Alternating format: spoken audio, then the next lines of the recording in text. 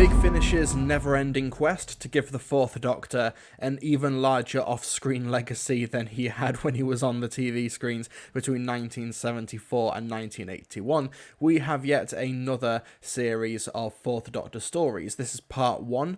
This takes place in that gap between the Deadly Assassin and the Face of Evil in season 14, when the Doctor is travelling solo, and this box set is called Solo. We've got two stories here. We've got The Blood of the Time Lords, written by Timothy Exeter, and we've also got The Ravencliff Witch, written by David Llewellyn. We'll talk about the first one in a moment, The Blood of the Time Lords, but this was the box set which also stars James Dreyfus as the Master, and there was a conversation, I did a segment about it a couple of months back, kind of debating whether or not you should pick up this box set, because James Dreyfus, deplorable person who has said incredibly terrible things about marginalised communities and such, and because of his behaviour, Big Finish, who did previously have him as the Master in older box sets, have decided to not bring him along anymore, but this box set was recorded before that decision was made, so James Dreyfus isn't really going to be benefiting anymore from Big Finish in the near future at least,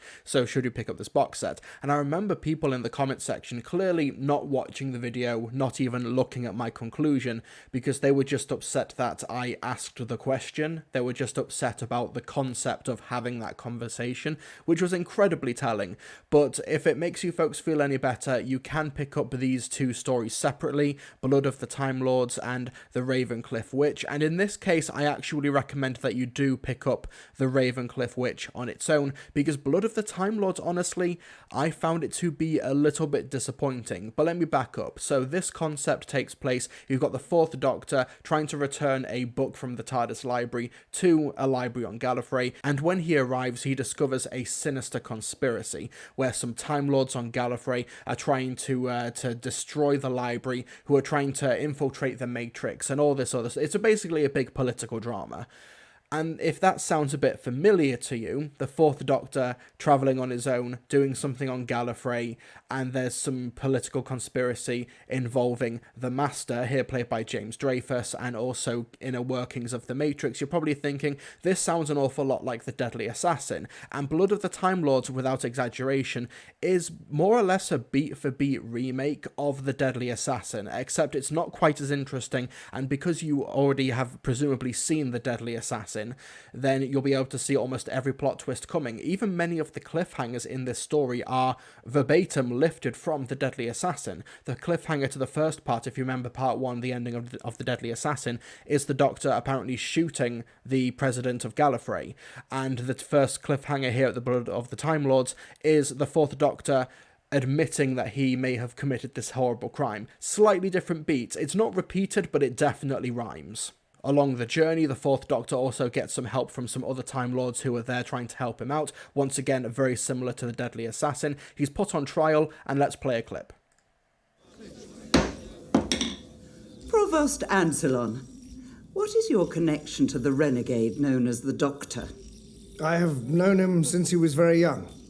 I provided him with advice and a small amount of pastoral care. He taught me the art of the yo-yo, an arduous process. 37 years it took. Would you like to see? You are not on the stand. Sit down. This one's called spinning a yarn. No, it's not. It's called walk the dog. No, sit down and remain silent. Provost, would you say there is anything in the Doctor's character that might lead him to acts of subversion, sedition, and destruction? Provost, your answer? Yes. Yes, I would say there must be, but only because... Thank you, Provost. But only because that potential is present in every sentient creature, including me and including you. Witnesses will answer the questions put to them without comment. Witnesses will not illuminate or embellish. And this one's called Eiffel Tower. As you can probably hear from that clip, Tom Baker is on top form as always. He's always a lot of fun here, and I think putting the Fourth Doctor and contrasting him with the bureaucratic nature of the Time Lords, who at this point in the classic series were starting to sort of lose their mystique and their mystery because of the influence at the time of Robert Holmes and Philip Hinchcliffe, where they were making them more like political figures or this sort of aristocratic society where they didn't quite know what they were doing and needed someone like the Doctor to come along and save them. Very similar deal here for Blood of the Time Lords. Along with Ansalon in that clip, who you heard, who has been interrogated on the witness stand, played by Adrian Lucas, we've also got Eleonora, played by Emma Noakes. She does a really good job here, although it is a type of character that we have seen before. You know, just this sort of more like meek Time Lord who doesn't quite know what's going on in the underbelly of Gallifrey, and the Fourth Doctor has to show her the way. You know, basically bog standard stuff. The only thing that Blood of the Time Lords really has going for it as a compelling selling point, it's a fine story overall, but if you've watched The Deadly Assassin, you've seen a significantly better version of Blood of the Time Lords. However, what The Deadly Assassin does not have is Annette Badland, who plays sort of the side villain, and it's a bit disappointing that the Master ends up usurping her. Really disappointing, because I think this is the first time actually I've heard of James Dreyfus as the Master. I know he's done older box sets before, I just haven't had a chance to listen to those yet, but this is honestly a Master who's really lacking in fun, lacking in charisma. He's got a god complex about him, which is fine. It's just a little bit boring and generic, but Annette Badland just shows up, just marvelling the dialogue from Timothy X Attack, just really relishing in the prose, and in the end she's just kind of usurped by a much more generic villain. But yeah, the structure of the story is the same from The Deadly Assassin. There's even a scene in that same trial that I played the clip from earlier where the judge says, "Oh, you can't just go into the Matrix in and out as you please," and it's like, mate, every single time we go to Gallifrey, something has gone wrong with the Matrix, or someone has infiltrated the Matrix. The Doctor even says, like a couple of hours ago from his perspective, he was saving Gallifrey and going into the Matrix. Like, this is back-to-back stories, and it doesn't feel like it's knowing. It doesn't feel like it's a wink, like, yeah, sure, no one can get into the Matrix. It's more like, no one can get into the Matrix, and we just expected that is the conflict, that is the bridge too far for Gallifrey, even though this has happened so many times. It's really odd. Compared to other classic series Doctors, the Fourth Doctor is not a Doctor that I have properly dived into in depth through Big Finish. I've only listened to a couple of his stories, a couple of his box sets, and I want to listen to way more, but Blood of the Time Lords for me, at time of making this, is quite low down on the rankings there.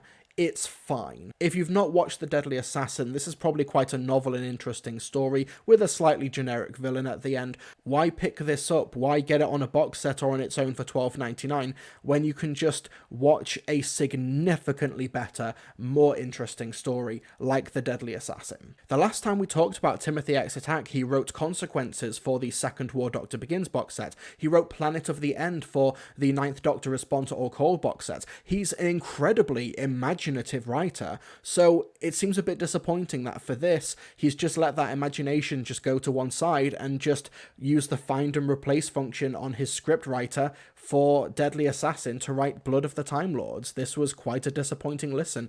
There's really nothing to it. However, the second story in this solo collection is The Ravencliff Witch, which honestly seems a lot more in tune with the sort of Philip Hinchcliffe sensibilities from the mid-1970s, from stories like The Image of Fendor, The Horror of Fang Rock. The Ravencliff Witch has the Fourth Doctor on a Yorkshire coastline where a power plant has recently been built, and for decades, for centuries, have been seeing this witch, which is more of an omen, some sort of some herald for an impending disaster or impending death. And this story, unlike Blood of the Time Lords, feels not only just appropriate for the era, but also does feel quite original and quite striking for the time. This honestly feels like a season 15 story, although obviously Leela is not present, but the Fourth Doctor does find himself with a companion, with sculptor Margaret Hopwood, who I googled. She's not a real-life historical figure, as far as I can tell. Maybe my Google search was way off, but apparently in the Doctor Who universe, her artwork is on display centuries from now, and the Fourth Doctor knows who she is. She's here played by Nerys Hughes, and she's a cool presence. I just kind of wish the story did a little bit more with her. But what this story does do is that it drips in atmosphere. Like Hammer Horror-inspired Hinchcliffe Robert Holmes. Let's play a clip from The Ravencliff Witch. Ah, that's better. Those trousers fit all right. Oh, splendid, yeah. Nice and crispy so they'll keep me sharp. A bit shy at the ankle. Well, you have got a good half foot on me, Mr. The doctor. He's an enigmatic sort, Silas. Goes in for the definitive articles and whatnot. I see. From London, is it? Oh, hello. What's your name? Buster, huh? After Keaton. Oh, Crab, yes, I can see the resemblance. Wait a moment. How did you... Oh, I'm fluent in dog, you know, most breeds. I've always been a barker, been barking for yonks, though. Never did master bloodhound. So, Doctor, would you care to tell us what, in your expert opinion, is going on around here? It's that power station, isn't it? Maybe, I knew it. but then again, maybe not. Oh, Perhaps if I could get inside. unlikely. It's all very hush-hush. The only people allowed in are the staff. And they all had to sign the, whatchamacallit, Official Secrets Act. Amanda, that's my daughter, she had to sign it during her interview. Official Secrets Act for a power station? That's curious. Of course, the less we talk about my daughter working there, the better. What?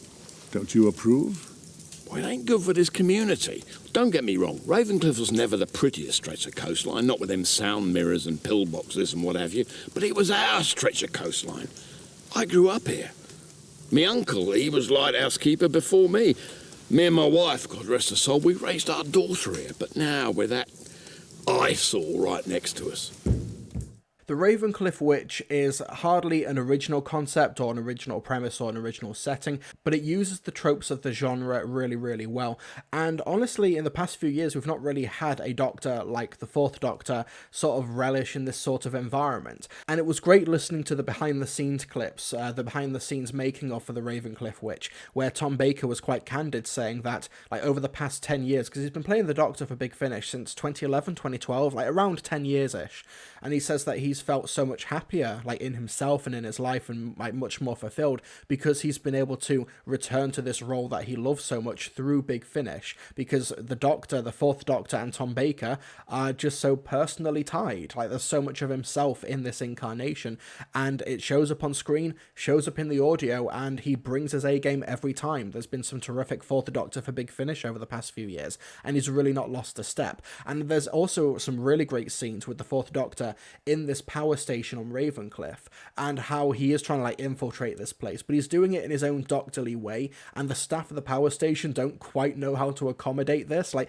they're expecting, some sort of eccentric reporter or somebody trying to steal secrets, and the staff inside are like, no, I think he's a genuinely interested scientist who has no ulterior motive, and they don't know how to deal with it, and that's really cool. Great dynamic. While the sound design and the music is great, as you'd expect from Big Finish at this point, I do kind of wish that they did lean into the more horror elements. It's called The Ravencliff Witch. This looks like an atmospheric story, at least from the cover. That's a really cool cover for the story. However, it is a little bit more Hand of Fear and less Image of Fendal. I think that they really could have made this a little bit scarier. I think they could have done a bit more with the soundscapes. The story itself is maybe a little bit more interested in the internal mechanics of how the witch works and what's motivating the witch, as opposed to just letting the atmosphere really bring the audience into the story, into the setting. The first half, I think, really achieves this with a great Part 1 cliffhanger, but then as the story goes along and we have to introduce the rest of the supporting cast, introduce the power station and the anomalies happening with the animals nearby, it kind of loses the main selling point. At least the main selling point for me. I love the whole horror, gothic-inspired era of the Fourth Doctor. I think with the exception of Season 12, it is the height of the Fourth Doctor's tenure. But you review the story that you've got, not the one that you necessarily wanted. And in that respect, the Ravencliff Witch is a solid pseudo-scientific, pseudo-horror Big Finish story. It's a decent four-parter. It's got one hell of an ending that I really, really admired and appreciated. I think that the journey along the way to get to that ending, though, could have maybe taken a few more risks, could have leaned into the horror tropes a little bit more than you'd think it would do with a title like The Ravencliff Witch. And as good as Nerys Hughes is as Margaret Hopwood, she never quite falls into like pseudo companion material or companion material. There isn't an awful lot that kind of distinguishes her and also just the rest of the supporting cast members from almost any other type of Fourth Doctor or classic Doctor Who story. The cast itself feels a little bit generic. I think that they could have been a bit more fleshed out and further characterized and made a bit more interesting. All performed really well. Nicholas Briggs even has a role here as well, like a rare non-Dalek, non-creature supporting role, which is always nice and refreshing to see. But the Ravencliff Witch is fine, it's solid, it's good enough, I guess. It's not something that I think you should go out and get a box set just for it, and maybe pick it up on its own at some point when it goes on sale. But the Fourth Doctor Adventures Series 11 Part 1 Solo, it's fine, it's okay. Tom Baker, of course, I think carries it overall. The Big Finish production values that you expect are really good.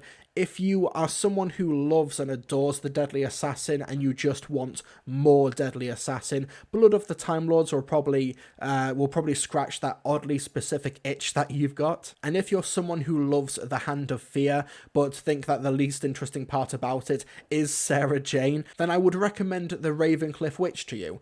It's an okay box set. I do think in terms of classic Doctor box sets, it's one of Big Finish's weaker ones in recent memory, but it's still solid Doctor Who, it's still fine, it's still good, and that's kind of all I've got to say. So as you may have noticed, there is no live chat, and I'm lit much better and much more flatteringly here. That's because this segment was not a live stream segment. I had to end the last one prematurely because of an emergency, a family thing. I just had to cut it off there, unfortunately, so I apologise for that. But it also means that I'm recording this a couple of days afterwards, and we have the announcement for Series 11 Part 2, called The Nine. We've got a cover here, we've got writers Paul Morris, Elizabeth Miles, Guy Adams and Simon Barnard on board. This is coming out in June 2022, and we've got a trilogy of stories, 2 4-parters and a 2-parter here. We've got John Heffernan playing the titular The Nine, who is apparently some sort of Time Lord kleptomaniac. Sounds cool, sounds intriguing and interesting. We'll talk about this when it comes out in June 2022.